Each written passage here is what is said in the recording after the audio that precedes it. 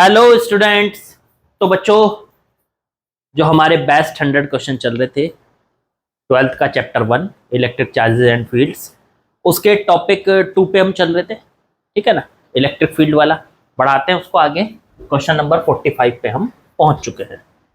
चलिए जरा सवाल में देखते हैं बच्चों क्या बोला है, क्या कहा है सवाल में, पढ़ते हैं जरा।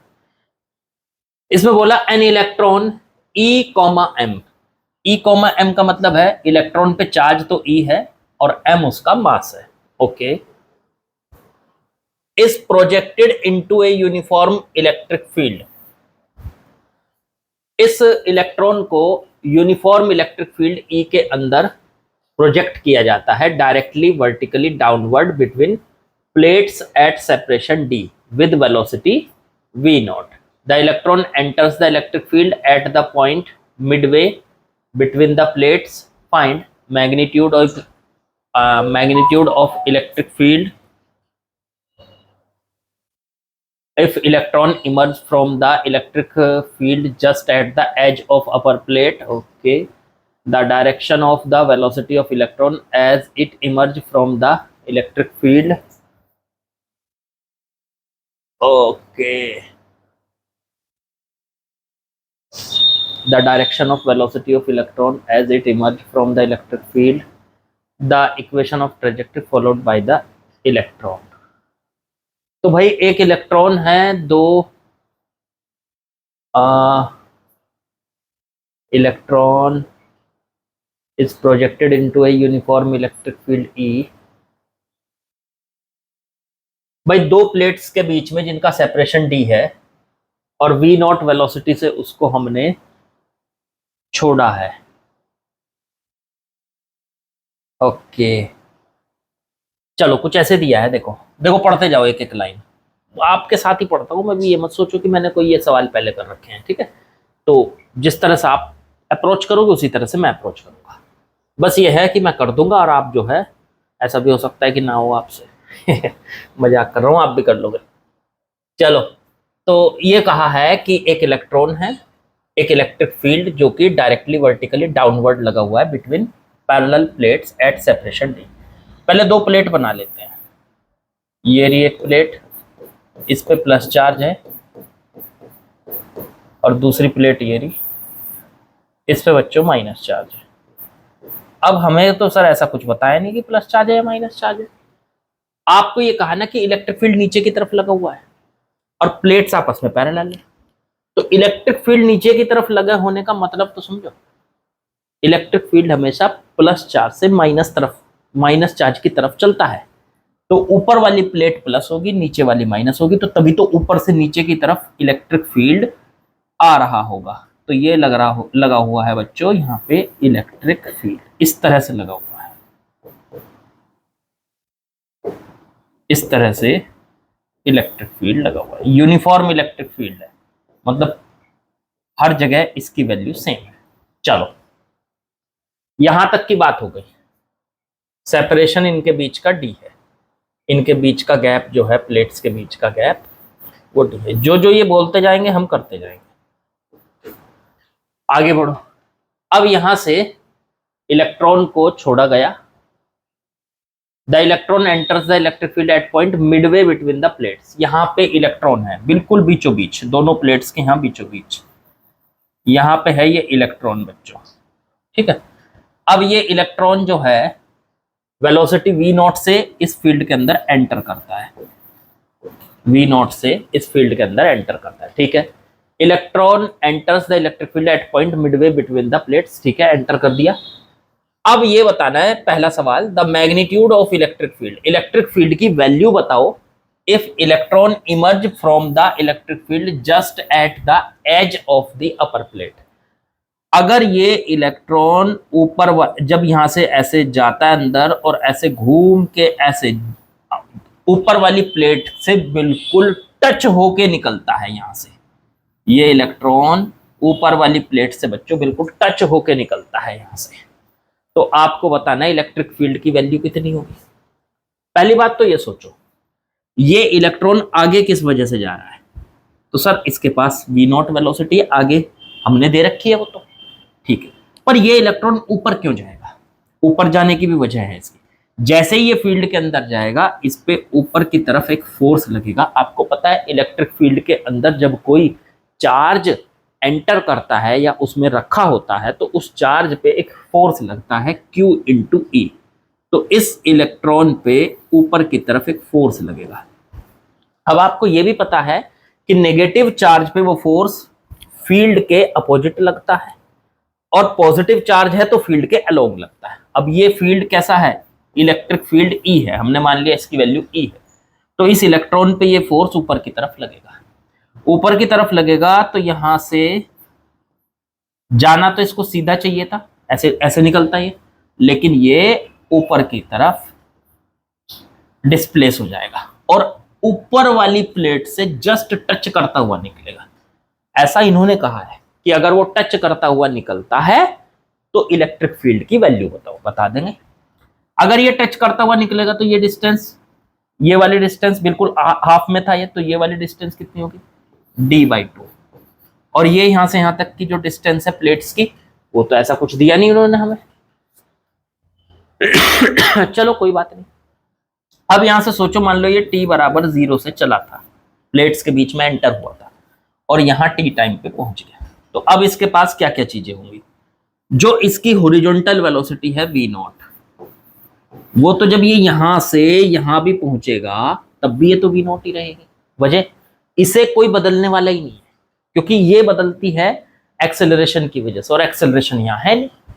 हाँ, इधर वाला जो फोर्स लगा हुआ है उसकी वजह से ये इलेक्ट्रॉन सीधा जाने के बजाय ऐसे ऊपर चला जाएगा ऐसे, और प्लेट से टच होता हुआ निकल जाएगा। इस डायरेक्शन में चलने के लिए जिम्मेदार है ये ऊपर की तरफ लगने वाला फोर्स। अब ये फोर्स लग रहा है तो सोचो, क्या ऊपर की तरफ, ऊपर की डायरेक्शन में एक एक्सेलरेशन है। अब वो एक्सेलरेशन निकाल लो, तो वो एक्सेलरेशन होगा इलेक्ट्रॉन का E इंटू ई। ये तो हो गया इलेक्ट्रॉन पे लगने वाला ऊपर की तरफ फोर्स और बटे में मास, ये एक्सेलरेशन होगा। तो हम ना इस इलेक्ट्रॉन के मोशन को, जो y की डायरेक्शन का इसका मोशन है उसको तो अलग सॉल्व करेंगे, और जो x की डायरेक्शन का मोशन है उसको अलग सॉल्व करेंगे। पहले मैं y की डायरेक्शन का मोशन सॉल्व करने जा रहा हूं, y एक्सिस मोशन। चलो इसको सॉल्व करता हूं। y एक्सिस में ये बताओ, y की डायरेक्शन में इसके पास इनिशियल स्पीड कितनी है, y की डायरेक्शन में v0, ये तो x की डायरेक्शन में है, x की नहीं y की डायरेक्शन में बताओ, y की डायरेक्शन में। तो y की डायरेक्शन में तो शुरुआत में इसकी स्पीड कितनी है, u 0 है, कोई नहीं है इसके पास। अच्छा, जब ये यहां से यहां पहुंचा तो y की डायरेक्शन में इसका डिस्प्लेसमेंट कितना है, d/2 y की डायरेक्शन में, और टाइम कितना लगा t, और एक्सेलरेशन कितना है y की डायरेक्शन में, तो y की डायरेक्शन में एक्सेलरेशन है ये a। ठीक है, मैं, आप चाहो तो मैं यहां दिखा सकता हूं। जब ये पार्टिकल को यहां देखोगे तो y की डायरेक्शन में इसकी वेलोसिटी u 0 है। y की डायरेक्शन में जब ये यहां से यहां पहुंचा, x की मत सोचो कि ये x में गया, सोचो सिर्फ y में गया, तो y में कितनी डिस्टेंस गया, d/2, और t बराबर 0 से चला था, t टाइम पे ये यहां पहुंच गया, t टाइम पे, तो t टाइम है, डिस्टेंस है, स्पीड है, और y की डायरेक्शन में इसमें एक्सेलरेशन है E, कैपिटल E बटे में m। ये है आपकी बच्चों।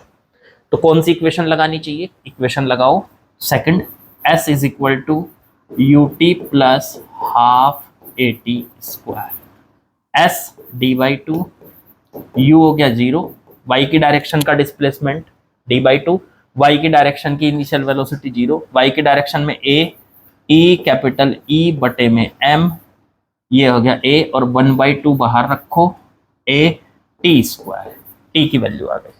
तो यहां से 2 से 2 कट गया, इसकी अगर इधर देखोगे तो ये आ गया d बराबर E कैपिटल E बटे में m इंटू में t स्क्वायर। बच्चों ये आ गई इक्वेशन फर्स्ट।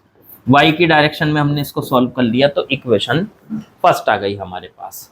ठीक है, अब y की डायरेक्शन में इलेक्ट्रॉन कितनी डिस्टेंस चला, कितना टाइम लगा, क्या उसका एक्सेलरेशन था, सब है हमारे पास, वो हमने कैलकुलेट करके एक इक्वेशन बना ली। अब मैं इसका x एक्सिस का मोशन लेने जा रहा हूं। x एक्सिस के मोशन में क्या करूंगा, मैं ये समझूंगा कि इलेक्ट्रॉन सिर्फ एक्स में गया, वाई को मैं भूल जाऊंगा। तो इलेक्ट्रॉन देखो यहां से शुरू हुआ, एक्स की डायरेक्शन में इसकी वेलोसिटी कितनी है, वी नॉट। देखो ये रही वी नॉट। क्या एक्स की डायरेक्शन में कोई एक्सेलरेशन है, नहीं है। यहां से यहां पहुंचा ये, ठीक है। अब यहां से यहां तक की ये जो डिस्टेंस है, क्या ये है हमारे पास? An electron projected into the electron enters the, नहीं ये भी नहीं है हमारे पास, नहीं है। ये लास्ट में दे रखी, the length of plate is L, L length है ये यहां से यहां तक की प्लेट की लेंथ, तो ये एल है हमारे पास, ठीक है। चलो एल है ये हमारे पास। तो अब ये यहां से यहां पहुंचेगा, तो वही टाइम t बराबर 0 से चला था ये यहां से x की डायरेक्शन में, यहां से मान के चलो ये यहां पहुंचा, तो t टाइम में बच्चों ये यहां पे पहुंच गया, t टाइम में l डिस्टेंस। क्या इस डायरेक्शन में कोई इसके पास एक्सेलरेशन है? तो नहीं है, एक्सेलरेशन नहीं है इसके पास। तो एक्सेलरेशन नहीं है तो क्या करोगे, सीधा फॉर्मूला लगा लो फिर तो सर, डिस्टेंस बराबर distance equals to speed into में टाइम, डिस्टेंस बराबर स्पीड इनटू टाइम। स्पीड कितनी है बच्चों? तो स्पीड है v नॉट, और टाइम हो गया t, और डिस्टेंस हो गई l। तो यहां से इतना सॉल्व करके आ गया, इतना सॉल्व करके आ गया ये l बराबर v नॉट इनटू में t। अब मुझे क्या निकालना, मुझे e चाहिए, e की वैल्यू चाहिए। तो मैं इस t की वैल्यू निकाल के यहां से l बटे वी नॉट, t तो मेरे पास है नहीं, तो t की वैल्यू उठा के मैं यहां रख दूंगा। तो ये आ गया d बराबर स्मॉल ई कैपिटल E बटे में m इंटू में t स्क्वायर, तो l बटे वी नॉट का होल स्क्वायर। यहां से e की वैल्यू निकाल लो, तो इसकी मल्टीप्लाई कर लो, m V naught square into में d, और बटे में e इंटू में एल स्क्वायर। यही हमारा बच्चों आंसर है। सीधा सिंपल किया मैंने, ये नीचे वाले जो थी इनकी d के साथ मल्टीप्लाई कर दी, m into V naught square, और e इंटू में एल स्क्वायर इसके बटे में ले गया। बस ये है वो इलेक्ट्रिक फील्ड जो यहाँ पे लगा होना चाहिए। अगर इतना इलेक्ट्रिक फील्ड लगा होगा तो ये इलेक्ट्रॉन सीधा जाने के बजाय इस तरह से जाएगा कि वो इस प्लेट को टच करता हुआ निकल जाए, ऊपर वाली प्लेट को टच करता हुआ निकल जाए, ठीक है। तो पहला पार्ट हमारा कंप्लीट हो गया। अब इसमें आगे पूछा है the direction of the velocity of electron as it emerge from the electric field. थोड़ा सा ऊपर कर लेते हैं इसको। अब पूछा है कि जब ये यहां से निकलेगा तो उस टाइम पे इसकी वेलोसिटी कितनी। ये बड़ा आसान है। एक बात बताओ, जब ये यहां पहुंचा कॉर्नर पे, तो ये वाली वेलोसिटी का तो कुछ नहीं बिगड़ा, ये तो उतनी की उतनी है वी नॉट। लेकिन इस डायरेक्शन में शुरुआत में वेलोसिटी कितनी थी, 0 थी, और अब इस डायरेक्शन में वेलोसिटी हो चुकी होगी मान लो v।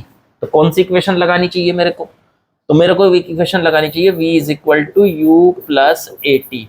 वाई की डायरेक्शन में लगाओ बस। तो y की डायरेक्शन में v कितना है निकालना है सर, u कितना है y की डायरेक्शन में, शुरुआत में स्पीड कितनी है, 0 है। a कितना है y की डायरेक्शन में, e कैपिटल E बटे m, और इनटू में टाइम t। ये हो गई इसकी वेलोसिटी बच्चों, ठीक है। अब यहां से टाइम है हमारे पास, ये रहा टाइम, देखो यहां निकाला था हमने, टाइम ये निकाला था हमने यहाँ पे, तो टाइम उठा के यहां रख दो। तो v इक्वल्स टू आ गई E कैपिटल E बटे में m इंटू में टाइम L बटे में वी नॉट। ये टाइम आ गया देखो यहां से यहां तक का, L बटे में वी नॉट। तो ये v आ गई। अब सोचो, अब इसके पास दो वेलोसिटी हो गई। जब ये यहां पहुंचता है, इसके पास इधर हॉरिजॉन्टल डायरेक्शन में वेलोसिटी है वी नॉट, और वर्टिकल में v, दोनों को नेट निकाल लो दोनों का। तो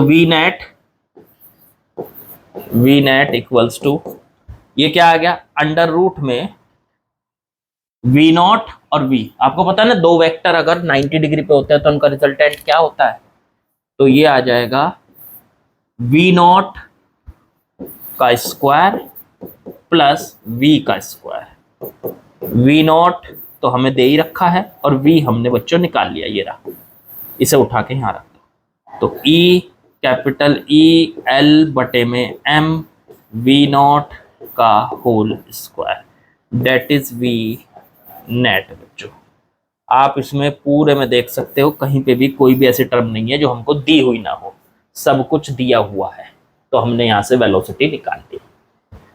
आगे बढ़ो, the equation of trajectory followed by the electron. Equation बतानी है ये किस ट्रेजेक्ट्री पे चलेगा। ये बड़ा आसान होता है। इक्वेशन ऑफ ट्रेजेक्ट्री में हम क्या करते हैं, ऐसे करेंगे, इसको ऐसे समझेंगे। जब इलेक्ट्रॉन यहां से चला और यहां पहुंचा कहीं बीच में ही, तो t बराबर 0 से चला और t टाइम पे मान लो वो यहां पहुंच गया, तो t टाइम तक उसने x की डायरेक्शन में डिस्टेंस कवर की x, y की डायरेक्शन में डिस्टेंस कवर की y। तो x निकाल लो टाइम के टर्म में, y निकाल लो टाइम के टर्म में। तो इस डायरेक्शन में वेलोसिटी है v नॉट और इस डायरेक्शन में इनिशियल वेलोसिटी 0 और एक्सेलरेशन है a बराबर e कैपिटल E बटे m। तो यहां से आप t की टर्म में x और y निकाल सकते हो। चलो पहले x निकाल लो। अब x की डायरेक्शन में क्या कोई एक्सेलरेशन है? नहीं है, तो सीधा सीधा फॉर्मूला लगा दो, डिस्टेंस बराबर स्पीड इनटू टाइम t। ठीक है, y की डायरेक्शन में y इज इक्वल टू क्या y की डायरेक्शन में एक्सेलरेशन है? हाँ है, ये रहा a। तो यहां पे लगाना पड़ेगा ut। तो y की डायरेक्शन में u कितना है? 0 plus half a t square. a की वैल्यू बाद में रख देंगे। अब यहां से ऊपर वाली इक्वेशन से t की वैल्यू निकाल लो, x बटे में v नॉट, और उठा के उसको इसमें रख दो, तो इक्वेशन तैयार हो जाएगी। हाफ a t की जगह रख दो x बटे में v नॉट का होल स्क्वायर। बस ये इक्वेशन आ गई आपकी ट्रेजेक्ट्री की। ट्रेजेक्ट्री की इक्वेशन क्या होती है? जिस पाथ पे वो पार्टिकल चला उस पाथ की इक्वेशन को कहते हैं ट्रेजेक्ट्री की इक्वेशन। उस पाथ की इक्वेशन को कहते हैं, तो उस पाथ की इक्वेशन को कहते हैं, मतलब उस रास्ते की इक्वेशन को कहते हैं ट्रेजेक्ट्री में। और वो हमेशा किस में बनती है? x में और y में। तो देखो यहाँ पे y है और x है, x और y में जो इक्वेशन बनेगी, a की वैल्यू रख दो इसमें यहाँ। तो y बराबर 1/2 e कैपिटल E बटे m इंटू एक्स स्क्वायर और बटे में v नॉट का स्क्वायर। लो ये बन गई पाथ की इक्वेशन, या ये कह लीजिए ये बन गई आपकी ट्रेजेक्ट्री की इक्वेशन। ठीक है, तो एक नहीं 3 सवाल थे, 3 सवाल, और अच्छे, बढ़िया, बहुत कुछ आपको ये सिखा के जाएंगे, आप बहुत ध्यान से समझोगे तो। चलो अगले सवाल पे चलेंगे। चलिए नेक्स्ट क्वेश्चन पे आते हैं बच्चों। क्या दिया है समझते हैं। एक डायग्राम है आपके सामने, चलो देखते हैं क्या कहा है। A block having charge small q and mass m is resting on a smooth horizontal surface। m mass horizontal surface के ऊपर रखा है, जैसा कि आपको दिखाई दे रहा है। At a distance small d from the wall. इस वॉल से इसकी डिस्टेंस d दे रखी है, एज शोन इन फिगर। ठीक है, discuss the motion of block when the uniform electric field E is applied horizontally. अगर इलेक्ट्रिक फील्ड इस तरफ लगा है तो इसके मोशन को डिस्कस करना है। ठीक है, एज्यूमिंग दैट, आगे पढ़ो, block uniform electric field is applied horizontally towards the wall. Wall की तरफ अप्लाइड कर दिया हमने field. Assuming that collision of block with the wall is the completely elastic.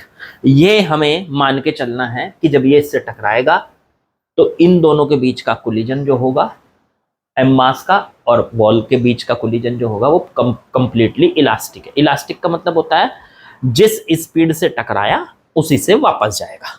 ठीक है, तो बता देंगे, बस आसान है। अब समझो जरा सवाल को कैसे सॉल्व करना है।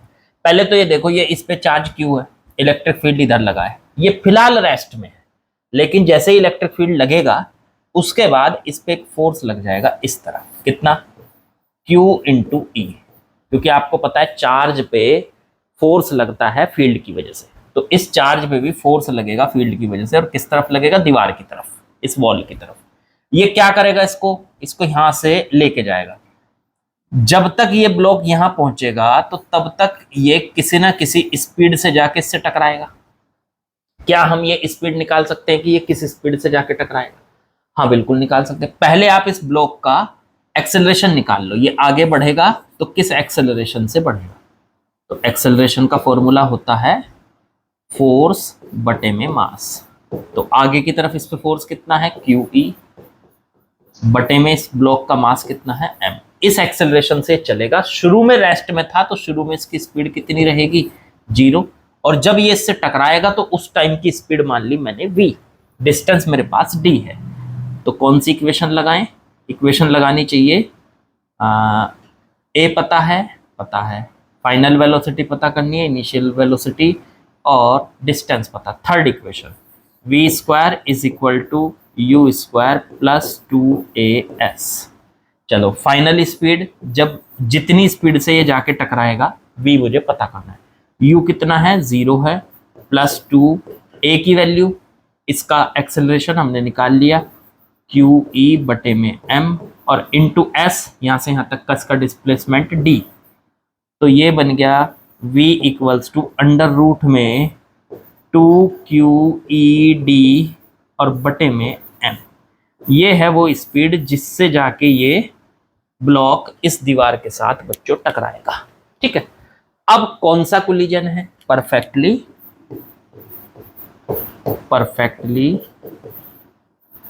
Elastic collision. अच्छा, एक और चीज निकाल सकते हैं हम यहां से। क्या हम यहां से यहां तक का टाइम निकाल सकते हैं? कितनी देर में यहां से यहां तक पहुंच जाएगा? हाँ वो भी निकाल सकते हैं। चलो वो भी निकाल लो। मान लो ये t बराबर 0 से यहां से चला था और जब ये यहाँ पे जाके टकराया तो टाइम हुआ था t, एट टाइम t पे ये टकरा गया। तो कौन सी इक्वेशन लगानी चाहिए? सेकंड लगा लो। s is equal to ut plus half at square. u कितना है? 0 है। s कितना है? यहाँ से यहाँ तक का डिस्प्लेसमेंट d है, प्लस हाफ a की वैल्यू QE बटे में m इंटू में t स्क्वायर। t की वैल्यू अगर निकालें यहाँ से, इसकी इधर मल्टीप्लाई कर लो, 2md, 2m की मल्टीप्लाई बटे में QE बटे में QE और पूरे का अंडर रूट। लो ये है वो टाइम जितना इसको यहां से यहां तक जाने में लगा। अब सोचो जरा, जब ये यहां से शुरुआत में इसकी स्पीड 0 थी और QE फोर्स इसको इधर खींच रहा है, जैसे जैसे ये आगे बढ़ेगा इसकी स्पीड धीरे धीरे बढ़ेगी, v स्पीड होते ही ये यहाँ पे जाके टकरा जाएगा। और फिर फटाफट क्या होगा? जैसे ही ये v स्पीड से टकराएगा, परफेक्टली इलास्टिक कोलिजन है, उसी स्पीड से वापस चल पड़ेगा। अब सोचो, जाने का मोशन तो हमने देख लिया, अब वापस आने का मोशन सोचो। अब सोचो यहां पे ये दीवार है और ये ब्लॉक यहां से v स्पीड से वापस चलेगा। v स्पीड से वापस चलेगा, चलो मान लिया आपकी बात, लेकिन फोर्स तो इस पे अब भी इधर ही लग रहा होगा। ये QE फोर्स तो ये अब भी इधर ही लग रहा है इस पे। इस फोर्स की वजह से इसी डायरेक्शन में अब भी a लगा हुआ है, एक्सेलरेशन।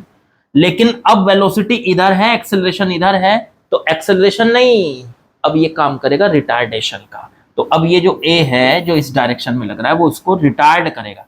अब जैसे ही ये आके देखो, पहले तो क्या हुआ, पहले ये रेस्ट में रखा था, इलेक्ट्रिक फील्ड ऑन हुआ, इलेक्ट्रिक फील्ड की वजह से इस पे फोर्स लगा, धीरे धीरे इसकी स्पीड बढ़ी, आके दीवार पे टकराया, टकराते ही उसी स्पीड से वापस हो गया, क्योंकि परफेक्टली इलास्टिक कोलिजन है।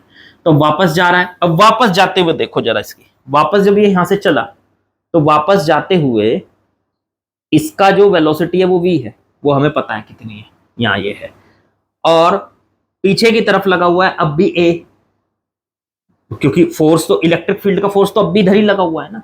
तो अब ये जो a है अब इस वेलोसिटी को कम करेगा, क्योंकि ये अपोजिट में लगा हुआ है, तो ये रिटार्डेशन का काम करेगा। यहां पे इस a ने काम किया था एक्सेलरेशन का, और अब ये a काम करेगा बच्चों रिटार्डेशन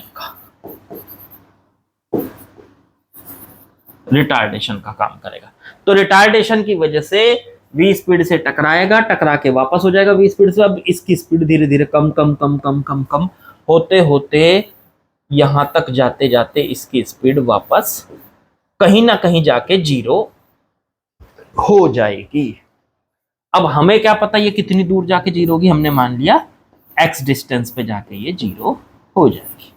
चलो अब x निकाल लो। वैसे तो जो बच्चे समझदार हैं उन्होंने आइडिया लगा लिया होगा कि जितनी देर में इसकी स्पीड बढ़ी थी v, उतनी ही डिस्टेंस में और उतने ही टाइम में इसकी स्पीड कम होके 0 हो जाएगी। मतलब ये x जो है इसकी वैल्यू d ही आने वाली है। करके दिखाते हैं आपको। शुरुआत में स्पीड v है, फाइनल स्पीड 0 है। रिटार्डेशन इस पे ये लगा हुआ है। इक्वेशन थर्ड लगाते हैं, v square is equal to U square plus 2as। v कितना है, फाइनल स्पीड 0। u कितना है मेरे बच्चों, तो u है v स्क्वायर। यहाँ पे देखो ये v स्क्वायर था, v की वैल्यू थी मेरे पास, ये रही v की वैल्यू, क्योंकि जिस स्पीड से टकराया उसी से वापस हो गया, तो v है मेरे पास प्लस 2as। s की वैल्यू, a की वैल्यू रख दो पहले। a की वैल्यू कितनी है यहाँ पे, क्यू ई बटे एम, वो भी माइनस में, माइनस का क्यू ई बटे में एम और इनटू में एस। इसको इधर ले आओ तो ये बन गया 2QE बटे में एम इंटू एस बराबर वी स्क्वायर। तो 2QE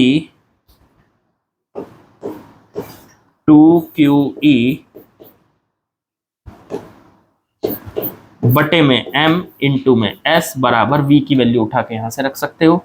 स्क्वायर कर दोगे तो अंडर रूट हट जाएगा, 2QE इंटू डी बटे में m। QE कैंसिल, m से m कैंसिल, 2 से 2 कैंसिल, s बराबर आ गया d। लो यही तो बताया था मैंने आपको बताया था कि जब ये ब्लॉक यहां से दीवार पे जाके टकराएगा t टाइम के बाद, फिर वहां से उसी वेलोसिटी से वापस हो जाएगा और फिर वापस चलेगा, लेकिन पहले बढ़ती हुई वेलोसिटी के साथ जा रहा है क्योंकि इसी डायरेक्शन में a लग रहा है। लेकिन अब वापस आते हुए ये घटती हुई वेलोसिटी से आ रहा है, एकदम से टकरा के v वेलोसिटी से उसी वेलोसिटी से वापस हो गया। अब v वेलोसिटी से जा रहा है लेकिन पीछे की तरफ रिटार्डेशन लगा हुआ है, तो उसकी वेलोसिटी धीरे धीरे कम कम कम कम कम होते होते वापस उसी पॉइंट पे 0 हो जाएगी, वहीं पहुंच जाएगा जहां से शुरू हुआ था। हो गया डिस्कस। कैसा मोशन कर रहा है ये, पीरियोडिक मोशन कर रहा है भाई। पीरियोडिक मोशन मतलब देखो सुनो, ये क्या कर रहा है, पहले ये यहां से गया, पहले यहां से गया, शुरुआत में स्पीड 0 है, जाके v से टकराया, फिर v से वापस आ गया, उसी v से वापस आ गया, उसी v से वापस, फिर यहीं आते हुए उसकी फिर वेलोसिटी 0 हो गई। जब ये वेलोसिटी 0 हो जाएगी, फिर भी इस डायरेक्शन में तो लगातार फोर्स लग रहा है ना, Q इंटू ई, तो ये फोर्स इसको बार बार इधर ले जाता रहेगा, ये फोर्स बार बार इसको इधर ले जाता रहेगा, फिर ये वहां से टकराएगा, फिर इधर चल पड़ेगा, ठीक है, फिर ये फोर्स इसको वापस वहीं ले जाएगा, फिर ये टकराएगा, फिर वापस चल पड़ेगा, फिर धीरे धीरे इसकी स्पीड कम होगी, 0 हो जाएगी यहां तक आते आते स्पीड, फिर ये फोर्स इसको वापस मोड़ लेगा, वहीं पे लेके जाएगा। तो ये कैसा मोशन है, पीरियोडिक मोशन है, पीरियोडिक मोशन है। लगातार अपने मोशन को ये रिपीट करता रहेगा, क्योंकि एनर्जी का तो कोई लॉस है नहीं, स्पीड कम तो हो नहीं रही, टकरा के कम होती तो फिर तो एनर्जी का लॉस होता। तो इसलिए ये लगातार क्या करता रहेगा, लगातार इस तरीके से चलता रहेगा कि ये बार बार टकराएगा, टकरा के फिर वापस आएगा, फिर 0 होगी स्पीड, फिर टकराएगा, फिर वापस आएगा, फिर 0 होगी स्पीड, ये काम इसका चलता रहेगा बच्चों, ठीक है। तो अभी हमें से यही पूछा था कि ये बताइए कि इसका मोशन कैसा होगा, डिस्कस कीजिए। तो हमने डिस्कस कर लिया बहुत अच्छे से, हमने इसको डिस्कस कर लिया, बड़े अच्छे से कर लिया, ठीक है। तो ये हो गया हमारा डिस्कस, ठीक है। कैसा है इसका मोशन, पीरियोडिक मोशन है, पीरियोडिक लिख दिया मैंने, पीरियोडिक मोशन है। चलो और कुछ पीरियड, अगर आप इसका टाइम पीरियड निकालना चाहते हो तो जितना जाने का टाइम उतना इसका वापस आने का टाइम, एक रोटेशन हो जाएगा इसका। एक रोटेशन मतलब जहां से चला वहां पहुंचा, टकराया, टकरा के फिर वापस आया, एक राउंड, फिर गया, फिर टकराया, फिर वापस आया, दूसरा राउंड, फिर गया, फिर वापस आया, तीसरा राउंड। तो एक राउंड में कितना टाइम लग रहा है, देखो यहां से यहां तक जाने का टाइम t था, इतना ही टाइम इसका वापस आने का टाइम। तो जो इसका टाइम पीरियड हो गया वो हो गया 2t, इस टाइम का डबल, तो वो कितना बैठ गया 2 अंडर रूट में 2md और बटे में q इंटू ई। ये है इसका टाइम पीरियड, ये है बच्चों इसका टाइम पीरियड। जब कोई पीरियोडिक मोशन वो होता है जो अपने मोशन को बार बार रिपीट करता है, रिपीट कर रहा है, ये मोशन रिपीट कर रहा है अपना पार्टिकल, तो इसलिए इसका मोशन कैसा है, पीरियोडिक मोशन। चलो हो गया ये तो सवाल, अगले क्वेश्चन पे चलेंगे। तो चलिए बच्चों नेक्स्ट क्वेश्चन पे आते हैं, क्वेश्चन नंबर 47, देखते हैं क्या दिया है। इस सारे ना क्वेश्चन लाजवाब हैं, एक से एक बढ़िया से बढ़िया, ठीक है, मजा आ जाता है आपको करने में। चलो, a block of mass small m having charge q is attached to a spring of spring constant k। एक ब्लॉक है जिसपे मास m है, q चार्ज है और स्प्रिंग कांस्टेंट इसका k है, स्प्रिंग से के साथ ये कनेक्ट है। This arrangement is placed in uniform electric field, electric field यहाँ पे लगा दिया हमने, समझ लो। स्मूथ हॉरिजॉन्टल सरफेस है as shown in figure.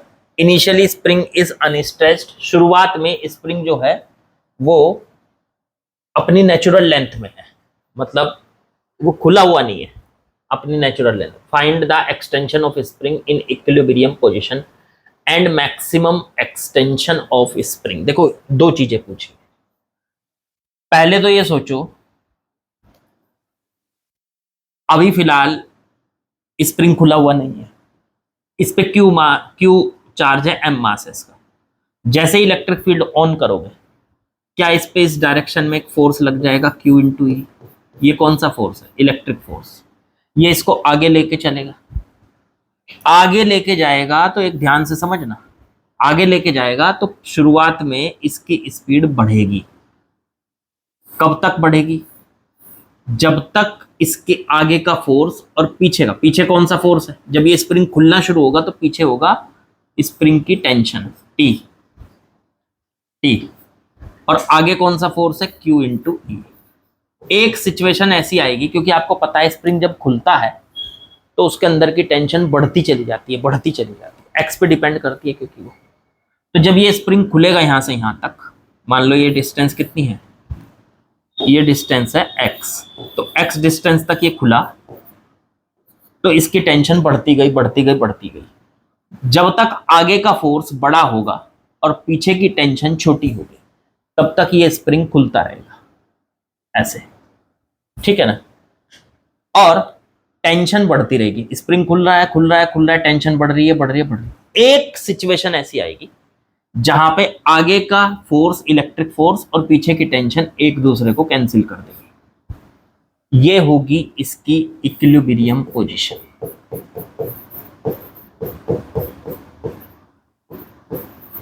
Equilibrium position, ध्यान दो जरा मैंने क्या बोला है, अच्छा सवाल है, फिर से सुनो। जब ये यहां था तो सिर्फ इस पे आगे की तरफ एक फोर्स था QE, ठीक है, पीछे की तरफ कोई टेंशन नहीं थी क्योंकि स्प्रिंग में कोई खिंचाव नहीं था। स्प्रिंग में टेंशन तब आती है जब स्प्रिंग में खिंचाव आता है। अब जैसे जैसे ये ब्लॉक आगे बढ़ेगा धीरे धीरे, क्यों बढ़ रहा है, क्योंकि आगे फोर्स लग गया Q इंटू ई, ये इसको आगे लेके जा रहा है।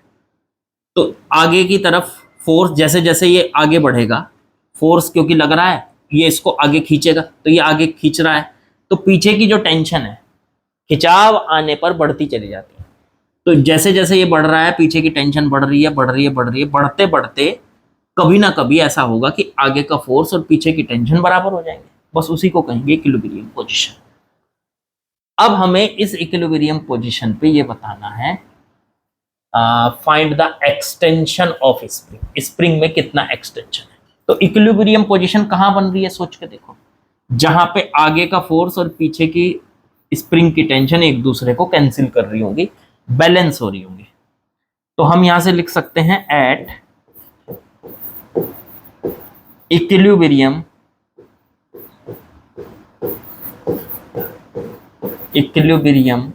पोजीशन।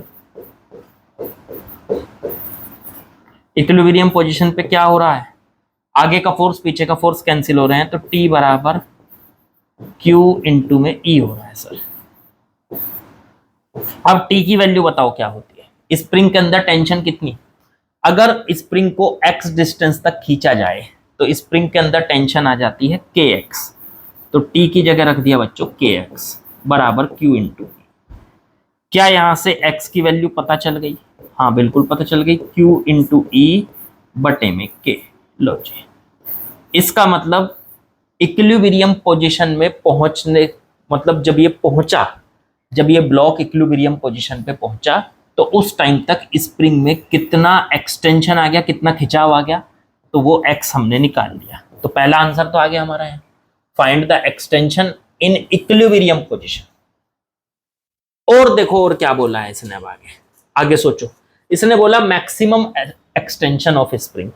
मैक्सिमम मतलब ये और आगे जाएगा? हाँ भाई और आगे। सर पर आगे का फोर्स पीछे का फोर्स तो बैलेंस हो गए, अब ये आगे कैसे जाएगा? जाएगा, देखो सुनो कैसे। जब ये यहां से चलना शुरू किया था उस टाइम पे इसकी स्पीड बच्चों 0 थी। आगे फोर्स था, तो इस पे आगे की तरफ एक एक्सेलरेशन था, कितना? Q इंटू ई बटे में m। अब जैसे जैसे ये आगे बढ़ता जा रहा था, पीछे की तरफ टेंशन बढ़ती जा रही थी, तो ये एक्सेलरेशन कम होता जा रहा था। एक्सेलरेशन आप सोचो भी ना चाहे, कोई दिक्कत नहीं, एक्सेलरेशन को ना भी लो, बिना एक्सेलरेशन के भी मैं इसको एक्सप्लेन कर दूंगा। आप ऐसे सोचो कि जब ये स्पीड थी इसके पास 0 थी, अब ये आगे की तरफ फोर्स लग रहा है, तो फोर्स क्या करेगा? इसको आगे खींच के लेके जाएगा। अब फोर्स क्या देता है इसको? एक्सेलरेशन देता है। एक्सेलरेशन से इसकी स्पीड बढ़ेगी बढ़ेगी। अब बढ़ती चली गई स्पीड, जब तक आगे का फोर्स और पीछे की टेंशन आपस में बैलेंस हुए जिस पॉइंट तक, वहां तक इसकी स्पीड मैक्सिमम हो चुकी थी। वहां तक इसकी स्पीड क्या हो चुकी थी बच्चों? मैक्सिमम हो चुकी थी। तो जब यहां पे इसके पास अभी स्पीड है तो ये रुकेगा कैसे? कोई चीज अगर मान लो मैं अभी यहां खड़ा हूं, मेरी स्पीड 0, लेकिन अगर मेरे अंदर स्पीड है तो मैं रुक थोड़ा ही ना पाऊंगा, मैं तो आगे भाग लूंगा। तो ऐसे ये भले ही इसके फोर्स आपस में कैंसिल हो गए, आगे का फोर्स पीछे का फोर्स कैंसिल हो गई, इक्विलिब्रियम में आ गया। इक्विलिब्रियम में आने का मतलब इस पे एक्सेलरेशन नहीं है, लेकिन वेलोसिटी तो है ना, क्योंकि यहां से यहां तक इसने वेलोसिटी को गेन किया, यहां से यहां तक इसकी वेलोसिटी लगातार बढ़ी। तो यहां से यहां तक इसकी वेलोसिटी पहले 0 थी और धीरे धीरे बढ़ रही है बढ़ रही है बढ़ रही है, यहां तक पहुंचते पहुंचते बढ़ के मैक्सिमम हो गई। तो अभी मैक्सिमम पे है वेलोसिटी, 0 नहीं हुई है, रुकेगा नहीं, आगे जाएगा। तो ये यहां से आगे और बढ़ेगा, और कब तक बढ़ेगा सर? और आगे इसकी वेलोसिटी बढ़ती जाएगी? नहीं, क्यों नहीं? अब पीछे की देखो, पहले तो QE बड़ा था और पीछे की टेंशन छोटी थी। देखो फिर सुनो, आगे का फोर्स QE बड़ा है और पीछे टेंशन छोटी है, धीरे धीरे खुल रहा है, टेंशन पीछे की बढ़ रही है बढ़ रही है बढ़ रही है। तो QE बड़ा है टेंशन छोटी है, QE बड़ा है टेंशन छोटी है, QE बड़ा है टेंशन छोटी है, ठीक है ना? तो आगे की तरफ जाएगा और एक्सेलरेशन से इसकी वेलोसिटी बढ़ेगी। इस पॉइंट पे पहुंचने के बाद QE और टेंशन दोनों बराबर हो गए। इससे और आगे खींचोगे तो अब QE जो है वो तो उतना का उतना ही है, और पीछे की तरफ जो टेंशन है वो बढ़ने लगेगी। तो यहां पे लगेगा रिटार्डेशन, इस डायरेक्शन में लगेगा रिटार्डेशन। तो पहले आधे हिस्से तक तो लगा एक्सेलरेशन, इसकी स्पीड बढ़ी और मैक्सिमम तक पहुंची। अगले आधे हिस्से में लगेगा रिटार्डेशन, इसकी स्पीड घटेगी और वापस 0 हो जाएगी। यहां पे जाके ये रुकेगा एक पल के लिए और यहां से पलटी मार के वापस आएगा। तो ये है इसकी मैक्सिमम एक्सटेंशन यहां तक। ये तो ये यहां से यहां तक x थी, ये भी कितनी होगी? ये भी x ही आएगी। हाँ, ये कैसे आएगी सर x? ये है पंगा, ये कैसे आएगी सर? ये तो चलो x आपने समझा दी, यहाँ पे ये दोनों आपस में एक दूसरे को बैलेंस कर रहे हैं, ये x कैसे आएगी? तो भाई एक बात सोचो, यहां से यहां तक एक्सेलरेशन जो धीरे धीरे करके इसकी स्पीड को बढ़ा रहा है, वही रिटार्डेशन बनके अब आगे इसकी स्पीड को कम कर रहा है। तो जितनी देर में इसकी स्पीड बढ़ के Vmax तक पहुंची, उतनी ही देर में उतनी ही जल्दी इसकी स्पीड घटकर वापस 0 हो जाएगी। तो इसका मतलब ये यहां से x डिस्टेंस तक खुला और x डिस्टेंस पे खुलने के बाद इक्विलिब्रियम आ गया, फिर उसके बाद रिटार्डेशन लगना शुरू हो गया और फिर ये पूरा खुल के इसकी स्पीड 0 हो गई। शुरू में स्पीड 0, फाइनल में स्पीड 0। ठीक है, अब हमें कैलकुलेशन करनी है कि यहां से यहां तक का ये मैक्सिमम कितना। तो ये आ गया x जाने का, फिर उससे भी आगे जाने का, और x हो गया। तो मैक्सिमम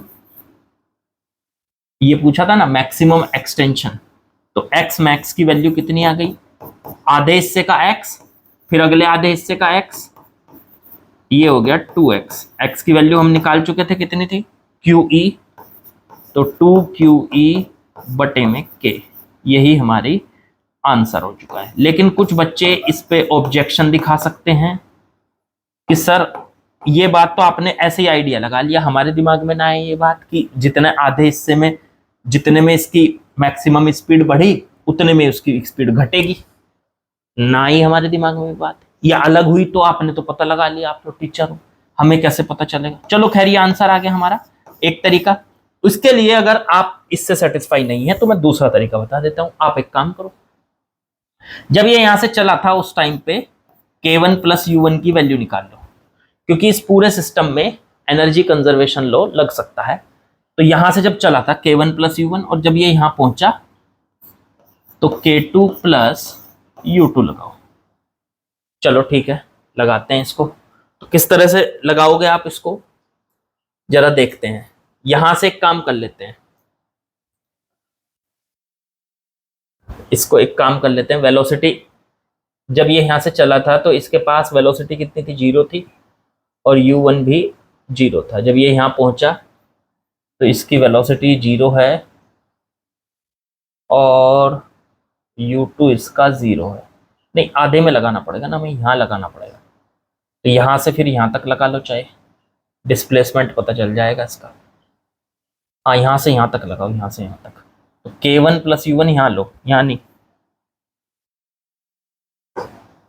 इस K1 प्लस U1 को मैं बच्चों यहां लेने वाला हूं, पर उससे तो स्पीड पता चलेगी। एक मिनट, स्पीड पता चल जाएगी हमको, वी मैक्स की value, retardation,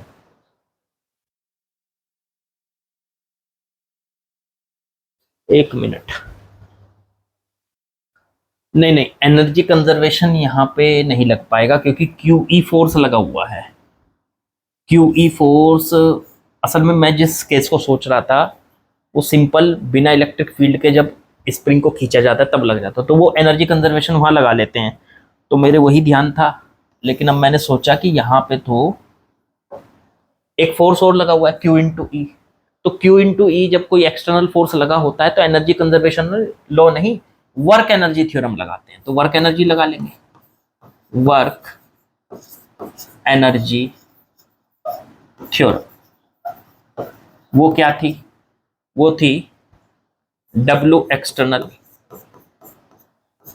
plus W non conservative equals to delta U plus delta K। चलो, W एक्सटर्नल का मतलब हो गया बाहर से लगा हुआ इस पे फोर्स, तो बाहर से लगा हुआ फोर्स है इसके ऊपर QE, और कांस्टेंट है, यहां से यहां तक कांस्टेंट है। और डिस्प्लेसमेंट इसका यहां से यहां तक का हो गया 2, ये यहां से यहां तक का पूरा डिस्प्लेसमेंट, तो इसको ले लेते हैं यहां से यहां तक का फुल डिस्प्लेसमेंट। हमें तो पता नहीं, ये वैसे तो 2x है, मैंने निकाल दिया, लेकिन मान लो हमें पता नहीं, तो फिर हम इसको ले लेंगे d, ये डिस्प्लेसमेंट हो गया यहां से यहां तक का, यही तो निकालना है हमको। तो ये आ जाएगा W external FS cos theta, force का वर्क का formula FS cos theta, plus non conservative का मतलब होगा फ्रिक्शन, वो तो है नहीं यहाँ, तो उसका वर्क हो गया 0, डेल्टा U। अब ये सोचो, जब ये यहां से चला था उस टाइम पे इसकी पोटेंशियल एनर्जी 0 थी, और जब ये पूरा खिंच गया तो इसके अंदर पोटेंशियल एनर्जी आ गई हाफ K एक्स स्क्वायर, जितना ये खिंचा। अब वो डिस्टेंस कितनी ले रखी मैंने, d, तो हाफ K d स्क्वायर, तो उठा के लिख दो यहाँ हाफ K इंटू में d स्क्वायर, ये हो गई U2 minus U1। K delta K, जब ये यहां से चला था उस टाइम पे काइनेटिक एनर्जी 0 थी, और जब ये यहां पहुंचा उस टाइम पे भी काइनेटिक एनर्जी बच्चों 0 है, तो डेल्टा K की वैल्यू 0 आ गई। F हो गया इस पे लगने वाला फोर्स, Q इंटू ई, QE इंटू में S डिस्प्लेसमेंट यहां से यहां तक का D, और इंटू में cos थीटा, आगे की तरफ फोर्स आगे की तरफ डिस्प्लेसमेंट, दोनों के बीच में angle 0 degree, cos 0 degree is equal to half K D square. Cos 0 की वैल्यू 1 हो गई, डी से एक डी कट गया, इसकी इधर मल्टीप्लाई कर लो, 2QE कॉस 0 1 हो गया इंटू के डी, डी की वैल्यू निकाल लो, के को बटे में ले जाओ, 2QE बटे में के। चेक करो, यही था आंसर। बस मैंने इसको वैसे ही आइडिया लगा के बता दिया था आपको। अगर ये आइडिया आप नहीं लगा पा रहे तो कोई बात नहीं, आप वर्क एनर्जी थ्योरम लगा लो। हाँ, मैं पहले कह रहा था इसमें कि एनर्जी कंजर्वेशन लॉ लग सकता है, वो इसलिए नहीं लग पाया क्योंकि यहाँ पे एक्सटर्नल फोर्स है। जब एक्सटर्नल फोर्स नहीं होता तब लगता है। अभी फिर जब यहाँ पे अटके तो तब सोचा कि कुछ और हो रहा है क्या इसमें, तब सोचा तो समझ में आया कि ये तो फोर्स लग रहा है, यहाँ पे एक्सटर्नल फोर्स लग रहा है। ठीक है, तो ये हो गया आपका क्वेश्चन नंबर 47, जो कि अच्छा सवाल था, आपने बढ़िया से एंजॉय इसको करा होगा। ठीक है, तो चलिए बच्चों, आज यहीं पे अपनी वीडियो को खत्म करते हैं, क्योंकि मेरे ख्याल से आप लोगों को ये क्वेश्चन बड़े बढ़िया से समझ में आए होंगे, अच्छे लेवल के क्वेश्चन हैं। ठीक, और लाइक शेयर सब्सक्राइब कमेंट ये सब आपकी जिम्मेदारी है। ठीक है, वो लगातार करते रहिए और कोशिश कीजिए कि जिसको भी चैनल के बारे में ना पता हो तो उसे बताया जाए। एक शेयर होता है कि सिर्फ आपने शेयर कर दिया मोबाइल टू मोबाइल, एक शेयर होता है आपको उसको दूसरे को बताना है कि आप वहाँ पे जाके देख सकते हैं, इस तरीके का कंटेंट है, आप वहाँ जाके बहुत अच्छे से कर सकते हैं। ठीक है, और कमेंट करना ना भूलें, कमेंट जरूर करें। ठीक है, चलिए,